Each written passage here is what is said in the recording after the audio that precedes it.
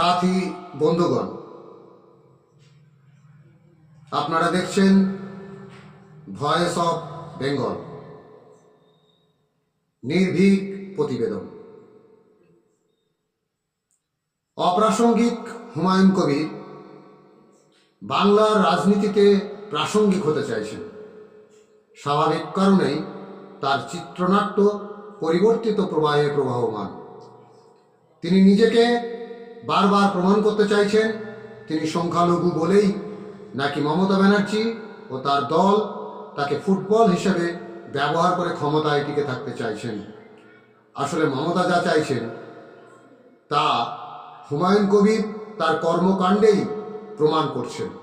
সে বিষয়ে কোনো সন্দেহ আছে বলে মনে হয় না।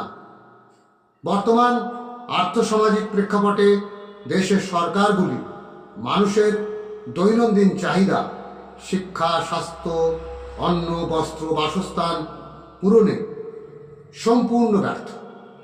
লাগামহীন বেকারত্ব, শ্রমিক ছাঁটাই, শ্রম শোষণ, মূল্যবৃদ্ধির ঊর্ধ্বগতি নাগরিক জীবনকে অতিষ্ঠ করে তুলেছে। খুন, ধর্ষণ নিত্যদিনের সাথী হয়ে উঠেছে। নারী ও শিশু নিরাপত্তাহীনতায় কাল যাপন করছে।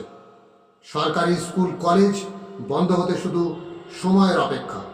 সমাজ তীব্র যন্ত্রণার মধ্য দিয়ে এক প্রকার খুঁড়িয়ে খুঁড়িয়ে চলছে।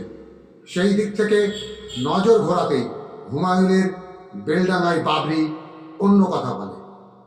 দৃশ্যত ভোট রাজনীতির এক বিশেষ খেলা। সেই খেলার নেপথ্যে দাদা দিদির অপূর্ব সেটিংস। আমার মনে হয় আমাদেরও আরও সাবধানতা অবলম্বন করা প্রয়োজন। বঞ্চিতরা আর কত বঞ্চনার শিকার হবে। এই সামাজিক পয়জনাস কিটগুলোকে একেবারে বিতরণ করা বিশেষ দায়িত্ব আমাদেরই। ভিডিওটি ভালো লাগলে লাইক, কমেন্ট ও শেয়ার করবেন। ধন্যবাদ।